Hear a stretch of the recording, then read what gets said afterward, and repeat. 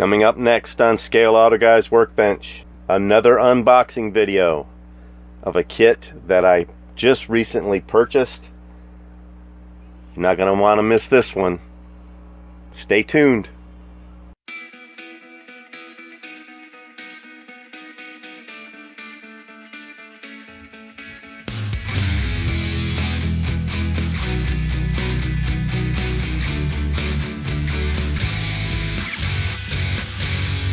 Good morning and welcome back to Scale Auto Guy's Workbench. Today I'm doing an unboxing on this Atlantis 1957 Chevy Bel Air hardtop. You can build this thing 3 different ways. Now this was originally, from what my research showed, this was originally a Revell kit. Atlantis does a lot of older kits, which is kind of cool. It brings back a lot that you haven't seen in a while. But this kit, from what I understand, the molds date back to like 1962. I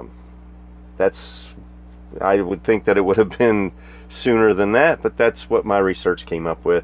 And like I said, it was originally a Revell kit, now being produced by Atlantis. Now this kit's been out for a little while, but I just recently got it. Your engine can be built as a 283 Corvette, fuel injected, or a 6 carburetor and GMC supercharger. It does have opening hood, doors, and trunk. It does have a decal sheet that's pretty nice. It's molded in white and clear, and it says rubber tires and chrome plated parts, and there is a lot of chrome on a 57 Chevy. So let's take a look at what comes in the box. Slide that back there. Let me tilt the camera up just a smidge. There we go. Well, first up, let's take a look at the decal sheet. We'll do this a little bit differently than normal. Here's your decal sheet, and it is pretty nice. You got a lot of different striping packages and options. Your fuel injection decals for the fender, your 2 Chevy emblems that go on the front and rear, and then your Mr. Gasser, which is kind of cool, and all your racing sponsorship decals, stickers, whatever you want to call them. First up in the parts tree. Now, like I said, this is an older kit, so it does have quite a bit of flash on it, which is fine. That stuff is really easy to clean up and take care of. Here's your chassis. Now this kit, I didn't look and see how many parts it consists of. Let's take a look at that real quick. I think it was 150 or something like that. 185 parts. So it's 185 parts. There's a lot of detail in it. And we're starting with the chassis here. And as you can see, it's ribbed for your trunk carpeting. Well, back then it was a rubber mat. And then that's kind of like carpeting that they're molded in. Your detail is, well, your gas tank is right here. Usually that's molded in. You don't see any exhaust system molded in, so that's going to be separate. Separate firewall, separate inner fenders. Now your next tree is all your engine and suspension parts, and there's quite a few of them on there. A lot of them real tiny shifter. Yeah, it's real tiny parts on there. Some of them have some flash. Now your transmission's 3 pieces. You have lifter detail on the cylinder heads if you want to display this like it's being rebuilt or repaired.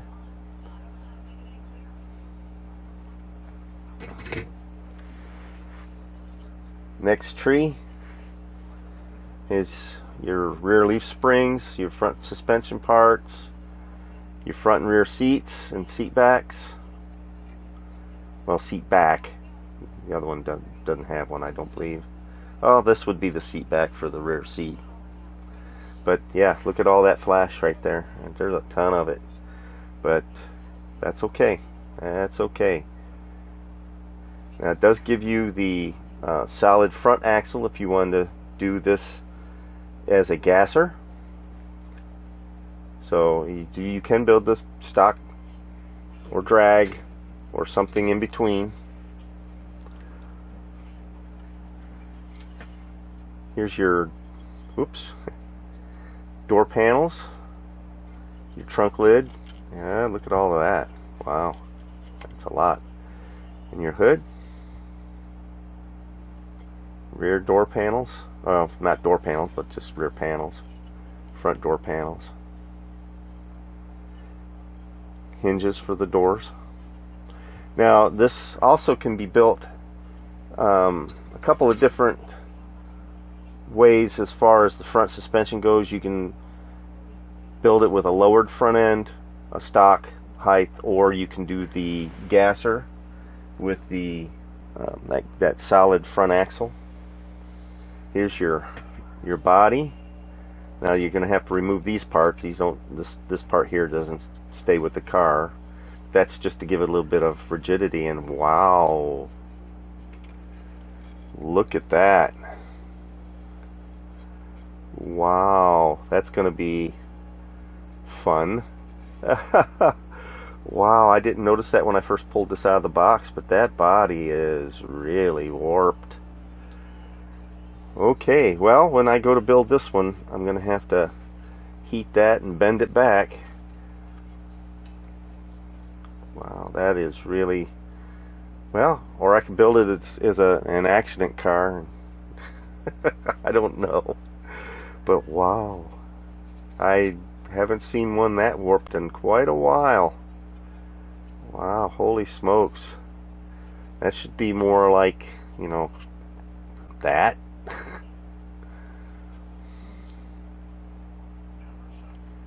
Okay, well, that's going to be fun.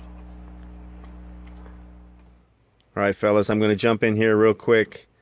Right after I shot this video, I contacted the good folks over at AtlantisModels.com, and I told them about the warped body, and they asked me to send them some pictures, which I did, and they said, yes, we agree with you. We've never seen one warped that bad, and they did not know how that slipped by. So, they also informed me that they had plenty of good bodies there, and they wanted my address and everything, and I gave it to them, and it took a few days, but I got the replacement body, and as you can see, there is no warp. It's perfect, and it's going to be great. So I want to thank the folks over at Atlantis. I had a complaint. I contacted them, let them know what I was up against, and they agreed, and they made right on this model kit. So there you go. If you have any issues, you just contact them. They may do the same thing for you. I can't speak for that, but they may be able to help you out. So let's get back to the video. Last up as far as parts trees go is your chrome parts. You got separate grills. You can go stock grill or a custom grill. You have stock steely wheels, or you have the full wheel covers. Well, they didn't skimp on the chrome parts, that's for sure. There's a lot of them.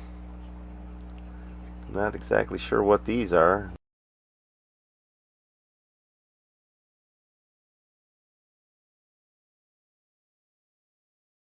Look like rocker arms? I don't know what the heck those are, but we'll figure that out once I unwarp the body. I can't get past that warped body, guys. That's that's got me going, wow, a lot. Wow. I haven't seen one that warped at all. I can't even think about. The only one that I've had it was that bad. The only thing that pops in my head is that Popper Pinto I did, and that wasn't the body that was warped, it was the chassis. I don't think I've ever had one that had a warped body. That's going to be interesting. Anyway, here's your direction sheet. Pretty detailed.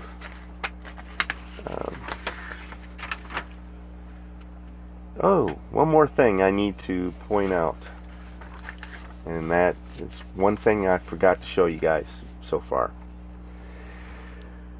The kit only comes with 4 tires.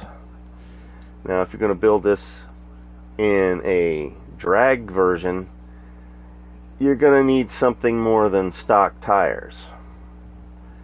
And these tires would be okay for a stock version, but there's one glaring problem, and it's not really a huge problem, but it is a problem. Now these have a more modern tread design. I don't know if you guys can see that or not. This is a directional tire.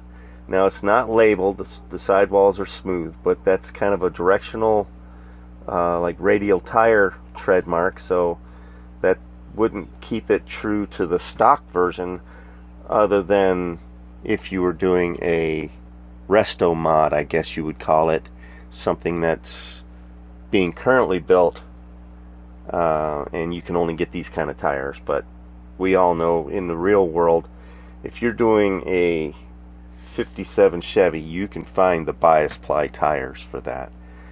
That's kind of, I don't know, it detracts, in my opinion, it detracts from the stock build.